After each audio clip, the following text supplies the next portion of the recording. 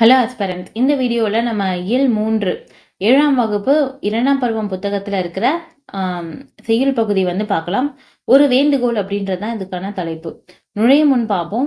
கலைகள் பார்த்தீங்கன்னா மனிதர்களோட வாழ்வோடு இணைந்தே இருந்திருக்கு அப்படின்னு சொல்றாங்க. கலைகள்லாம் ஒரு கலைஞன் பார்த்தீங்கன்னா தம் படைக்கும் ஒவ்வொன்றையும் என்னன்னா ஒரு அழகோட படைப்பான் அப்படின்னு சொல்றாங்க. கலைப்படைப்பு பார்த்தீங்கன்னா அழகியலை மட்டும் வெளிப்படுத்தினால் போதாது, அது மானுடத்தை பேச வேண்டும். மானுடம்னா மனிதர்களை பத்தி பேசணும் அப்படின்னு சொல்றாங்க. இதனை கலைஞர்களோட என்னன்னா கலைஞர்கிட்ட ஒரு வேண்டுகோளாக ஆசிரியர் வைக்கிறாரு.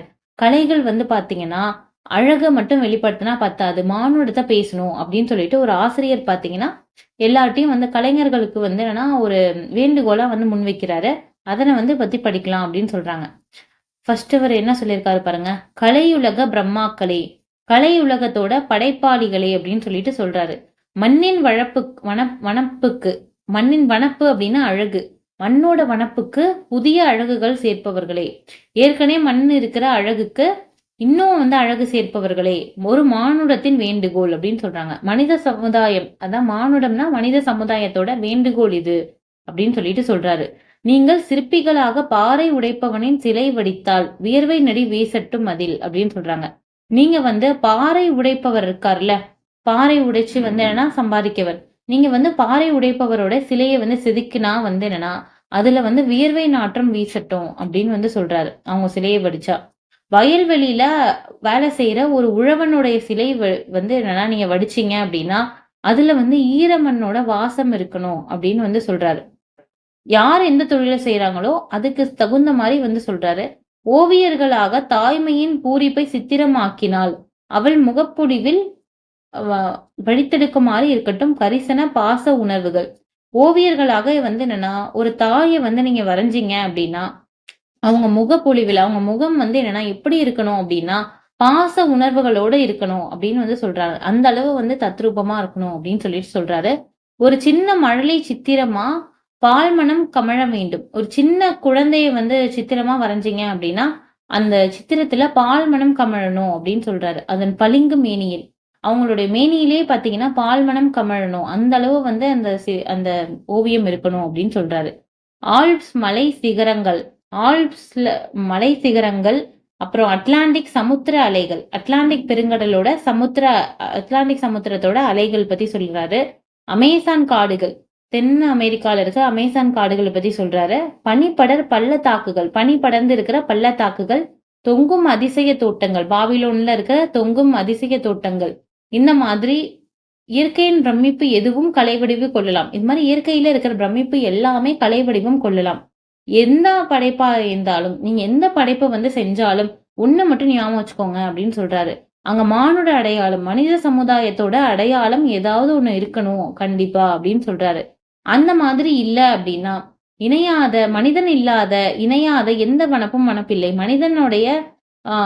மனிதனை பத்தி இணைஞ்சி என்னன்னா எழுதாம ஒரு விஷயத்த ஓவியமோ சிற்பமோ மனித மானுடத்தோட தாக்கம் அங்க இல்ல அப்படின்னா அந்த வனப்பு வனப்பாவே இருக்காது, அந்த அழகு அழகாவே இருக்காது அப்படின்னு சொல்லிட்டு சொல்றாரு. அவன் கலவாத எதிலும் ஜீவ உயிர்ப்பே இல்ல அப்படின்னு சொல்லிட்டு சொல்லியிருக்காரு. யார் இந்த பாடல்ல எழுதியிருக்காரு அப்படின்னு பாத்தீங்கன்னா தேனரசன் அப்படின்னு சொல்றவரு எழுதியிருக்காரு. அடுத்தது சொல்லும் பொருளும் பார்ப்போம். சொல்லும் பொருளும் பாருங்க. பிரம்மாக்கள் அப்படின்னா படைப்பாளர்கள் அப்படின்னு சொல்லிட்டு அர்த்தம். நெடினா என்னது, நாற்றம் அப்படின்னு சொல்லிட்டு அர்த்தம். மழலைனா குழந்தை அப்படின்னு சொல்லிட்டு அர்த்தம். வனப்புனா பாத்தீங்கன்னா அழகு அப்படின்னு சொல்லிட்டு அர்த்தம். பூரிப்புனா என்னது, மகிழ்ச்சி. மேனினா என்னது, உடல் அப்படின்னு சொல்லிட்டு அர்த்தம். பாடலோட பொருள் பாருங்க. கலையுலக படைப்பாளர்களே, மண்ணின் அழகுக்கு அழகு சேர்ப்பவர்களே. உங்களுக்கு பாத்தீங்கன்னா ஒரு மனித சமுதாயத்தின் வேண்டுகோள் அப்படின்னு சொல்லிட்டு சொல்றாரு. நீங்கள் பாறை உடைப்பவரோட சிலையை செதுக்கினால் அதுல வியர்வை நாற்றம் வீசட்டும் அப்படின்னு சொல்றாரு. உழவரோட உருவ வார்ப்பை செதுக்கணும் அப்படின்னா அதுல ஈரமண்ணோட வாசம் வீசணும், அது ஈரமண்ணோட மனம் வீசணும் அப்படின்னு சொல்றாரு. தாயின் மகிழ்ச்சியான ஓவியத்தை என்னன்னா உருவத்தை நீங்க ஓவியமா வரைஞ்சா அவரோட முகத்துல பாத்தீங்கன்னா அன்பும் பாசமும் நிறைஞ்சிருக்கணும் அப்படின்னு சொல்லிட்டு சொல்றாங்க. சிறு குழந்தையோட சித்திரம் அதை நீங்க வரைஞ்சீங்கன்னா அதன் உடல்ல பாத்தீங்கன்னா பால் மனம் கமழணும் அப்படின்னு சொல்லிட்டு சொல்றாங்க. ஆல்ப்ஸ் மலை சிகரங்கள், அட்லாண்டிக் பெருங்கடலோட அலைகள், அப்புறம் பாத்தீங்கன்னா அமேசான் காடுகள், பனிப்படர்ந்த பள்ளத்தாக்குகள், தொங்கும் தோட்டங்கள், இந்த மாதிரி இயற்கையோட விசித்திரங்கள் நீ எதை வரைஞ்சாலும் சரி, எதை என்னன்னா செதுக்குனாலும் சரி, எது வேணா என்னன்னா கலை வடிவம் பெற முடியும். ஆனால் அதுல பாத்தீங்கன்னா, மானுட பண்பு வந்து கட்டாயமாக இருக்கணும் அப்படின்னு சொல்றாங்க. ஏன்னா மானுடம் இல்லாத எந்த அழகும் என்னன்னா அழகாகாது. மனிதன் கலக்காத எதுலயுமே வந்து என்னன்னா ஒரு உயிர்ப்பு அப்படின்றதே இருக்காது.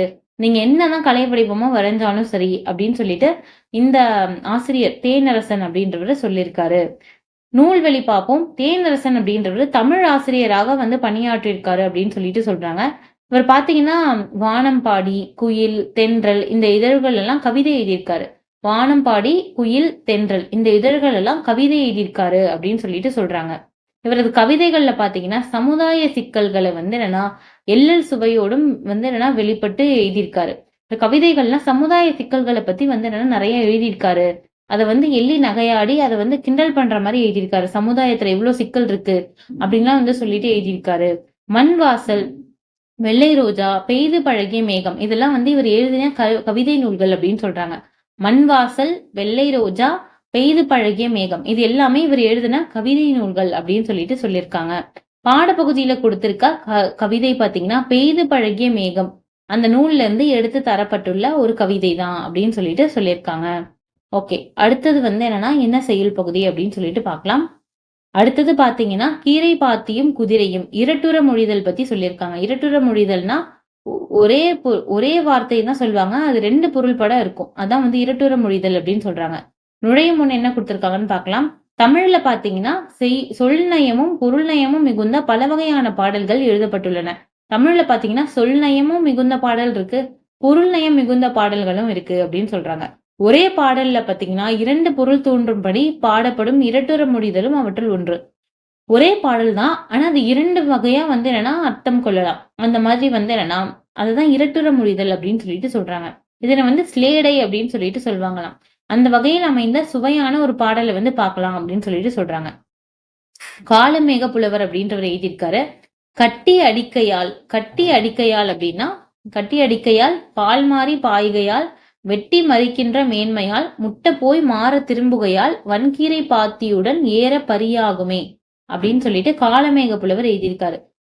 இந்த மாதிரி இரட்டுற மொழிதல் பாடல்கள் எழுதுறவர்ல, சிலேடை பாடல்கள் எழுதுறவர்ல மிக்க வல்லவர் யாருன்னா காளமேக புலவர். காளமேக புலவர்னா மேகம் போல வந்து என்னன்னா, இவர் வந்து மேகம் வந்து மழைய வந்து சரசரன்னு பெய்யுற மாதிரி இவர் வந்து பாடல் பாடுவாராம். அதனால காளமேக புலவர் அப்படின்னு சொல்லிட்டு இவருக்கு பேர் வச்சிருக்காங்க. இவர் வந்து என்ன சொல்லியிருக்காருன்னு பாருங்க. கீரை பாத்தி ஒரு பக்கம் பார்த்தீங்கன்னா, அந்த பாடலுக்கு ஒரு பக்கம் பார்த்தீங்கன்னா, கீரை பாத்தி குடுத்திருக்காங்களா, கீரை பாத்தி படம். இந்த பக்கம் பார்த்தீங்கன்னா, குதிரை படம் குடுத்திருக்காங்க. இது 2த்துக்குமே வந்து பொருளாகுற மாதிரி வந்து இந்த பாடல்ல அவர் எழுதியிருக்காரு. என்ன எழுதியிருக்காருன்னு பார்ப்போம். ஃபர்ஸ்ட் கட்டி அடிக்கை அப்படின்னு சொல்றாங்க. கட்டி அடிக்கைனா மண் கட்டிகளா இருக்கும் ஒரு நிலம். அத அடிச்சு அடிச்சு என்னன்னா தூளாக்குவாங்க அப்படின்னு சொல்லிட்டு சொல்றாங்க. இதுவே வந்து என்னன்னா, குதிரைக்கு எப்படி ஒத்து போகும் அப்படின்னு பார்த்தீங்கன்னா, வண்டிகள்ல வந்து என்ன பண்ணுவாங்க, குதிரைய கட்டி வச்சிருப்பாங்க. கட்டி வச்சு என்ன பண்ணுவாங்க, அடிப்பாங்க. அடிச்சோனே அது என்ன பண்ணும் அப்படின்னா, குதிரை பாய்ந்து ஓடும். வண்டியும் இழுத்துட்டு போகும்.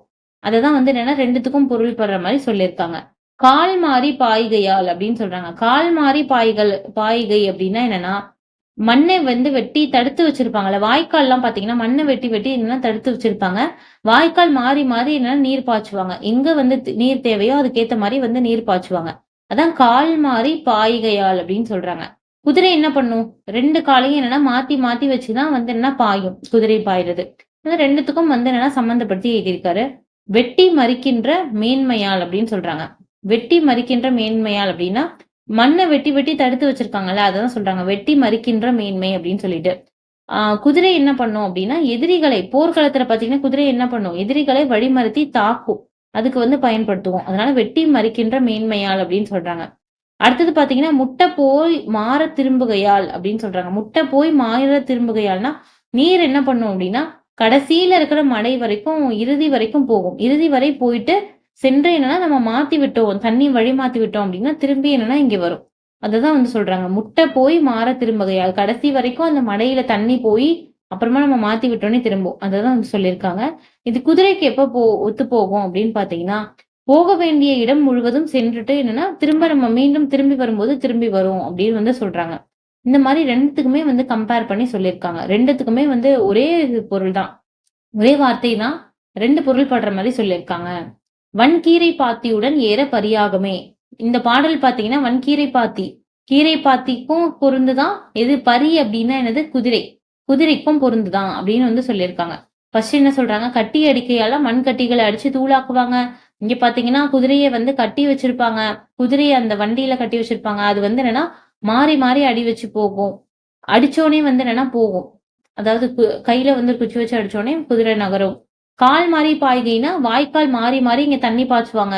இங்க பாத்தீங்கன்னா குதிரை வந்து காலை மாத்தி மாத்தி வச்சு ஓடும் அப்படின்னு சொல்றாங்க.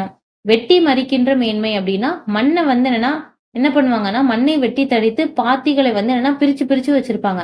இந்த படத்துல காமிச்சிருக்க மாதிரி என்னன்னா மண்ணை வெட்டி வெட்டி தடுத்து என்னன்னா பிரிச்சு வச்சிருப்பாங்க கீரை பாத்திய அப்படின்னு சொல்றாங்க. இதுவே வந்து குதிரையை பாத்தீங்கன்னா எதிரிகளை வழிமறிச்சு தாக்கும். அதை வந்து சொல்றாங்க வெட்டி மறிக்கின்ற மேன்மையால் அப்படின்னு சொல்லிட்டு. அடுத்தது கடைசியில பாருங்க முட்டை போய் மாற திரும்புகையால் அப்படின்னு சொல்றாங்க.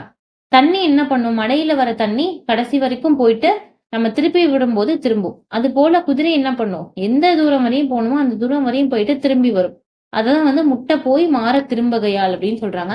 இதனால வன்கீரை பாத்தியுடன் ஏற பரியாகுமே, இது ரெண்டும் ஒத்து போகும் அப்படின்னு சொல்லிட்டு சொல்லியிருக்காங்க. இப்ப சொல்லும் பொருளும் என்ன கொடுத்திருக்காங்க அப்படின்னு சொல்லிட்டு பார்க்கலாம். வன்கீரை அப்படின்னா என்னது, வளமான கீரை அப்படின்னு சொல்லிட்டு அர்த்தம். பரினா என்னது, குதிரை அப்படின்னு சொல்லிட்டு அர்த்தம். முட்டை போய் அப்படின்னா என்னது, முழுதாக சென்று கிட்டக்க போய் அப்படின்னு சொல்லிட்டு அர்த்தம். கால்னா என்னது, வாய்க்காலையும் குறிக்கும், குதிரையோட காலையும் இங்க குறிச்சிருக்கு அப்படின்னு சொல்றாங்க. மறித்தல்னா இங்க என்னது, தடுத்தல். மண்ணை வெட்டி வந்து என்னன்னா பாத்தியை அமைச்சு தடுத்திருக்கோம்ல கீரை பாத்தி, அதை வந்து சொல்றாங்க. மறித்தல்னு குதிரைக்கு என்ன சொல்றாங்கன்னா எதிரிகளை தடுத்து தாக்குறத வந்து சொல்லியிருக்காங்க. பாடலோட பொருள் பாருங்க. கீரை பாத்திய பொறுத்தவரை என்ன சொல்லியிருக்காங்க, மண் கட்டிகளை வந்து ஃபர்ஸ்ட் அடிச்சு தூளாக்குவாங்க. அடுத்தது மண்ணை வெட்டி தடுத்து என்னன்னா பாத்திகளா ஆக்குவாங்க. கீரை பாத்திகளா ஆக்குவாங்க. ஆக்கி வச்சிருப்பாங்க. வாய்க்கால்ல பாத்தீங்கன்னா மாறி மாறி தண்ணி பாய்ச்சுவாங்க அப்படின்னு சொல்றாங்க. நீரோட கடைமடையின் இறுதி வரை சென்று என்னன்னா மாற்றி விட என்னன்னா தண்ணி திரும்பும் அப்படின்னு சொல்றாங்க. குதிரை பாத்தீங்கன்னா வண்டிகள்ல கட்டி அடித்து ஓட்டப்படும். வண்டிகள்ல கட்டியிருப்பாங்க, குதிரையை அடிச்சு வந்து ஓட்டுவாங்க. கால் பாத்தீங்கன்னா மாறி மாறி பாஞ்சு செல்லும் அப்படின்னு சொல்றாங்க. எதிரிகளை பாத்தீங்கன்னா வழிமறிச்சு தாக்கும் அப்படின்னு சொல்றாங்க. போக வேண்டிய இடம் முழுவதும் சென்றுட்டு என்ன பண்ணுமா, மீண்டும் திரும்பி வரும் அப்படின்னு சொல்றாங்க. இந்த காரணங்களால் பாத்தீங்கன்னா கீரை பாத்தியும் ஏறி பயணம் செய்ய குதிரையும் ஒன்றாக கருதப்படும் அப்படின்னு சொல்லிட்டு இந்த மெயின்ல இருக்க காரணங்கள்லாம் வந்து சொல்லியிருக்காங்க. இப்ப காலமேக புலவரோட குறிப்பு என்ன அப்படின்னு சொல்லிட்டு பார்க்கலாம். நூல்வெளி பாருங்க. காலமேக புலவரோட இயற்பெயர் என்னன்னா வரதன் அப்படின்றதுதான். மேகம் வந்து மழை பொழிவது போல கவிதைகளை விரைந்து பாடுவாராம் இவர். அதனால காலமேக புலவர் அப்படின்னு சொல்லிட்டு இவர் அழைக்கிறாங்க. இவர் என்னென்ன புத்தகங்கள்லாம் எழுதியிருக்காரு பாருங்க. திருவானைக்கா உலா எழுதியிருக்காரு, சரஸ்வதி மாலை எழுதியிருக்காரு, பரபிரம்ம விளக்கம் எழுதியிருக்காரு, சித்திர மடல், இந்த புத்தகத்தெல்லாம் வந்து இவர் எழுதியிருக்காரு அப்படின்னு சொல்லிட்டு சொல்றாங்க. இவரது தனிப்பாடல்கள் பாத்தீங்கன்னா தனிப்பாடல் திரட்டு அப்படின்னு சொல்லிட்டு ஒரு நூல்லே வந்து இடம்பெற்றிருக்கு அப்படின்னு சொல்றாங்க. இவர் வந்து தனி பாடல்கள்னா தனித்தனியாவும் சில பாடல்கள் இந்த எந்த நூல்லையும் வராம சில பாடல்கள் இயற்றியிருக்காரு. அந்த பாடல்கள்லாம் பாத்தீங்கன்னா தனிப்பாடல் திரட்டு அப்படின்னு சொல்லிட்டு ஒரு தொகுப்பு இருக்கு. அந்த தொகுப்புல நிறைய பேர் எழுதின சின்ன சின்ன தனி பாடல்கள்லாம் வந்து தொகுத்து வச்சிருக்காங்க. அதுலயும் வந்து சில தனி பாடல்கள் இவர் எழுதினது இடம்பெற்றிருக்கு அப்படின்னு சொல்றாங்க. அந்த நூலில் இருந்து ஒரு பாடல், ஒரு தனி பாடல் தான் வந்து இங்க பாடப்பகுதியில நம்ம கொடுத்திருக்காங்க அப்படின்னு சொல்லிட்டு சொல்றாங்க. இவர் எழுதிய மத்த புத்தகங்களை நல்லா பாத்துக்கோங்க. திருவானைக்கா உலா, சரஸ்வதி மாலை, பரபிரம்ம விளக்கம், சித்திர மடல், இதெல்லாம் வந்து இவர் எழுதியிருக்காரு. ஓகேவா? இதோட இந்த வீடியோ முடியுது. நெக்ஸ்ட் வீடியோல பார்க்கலாம். தேங்க்யூ.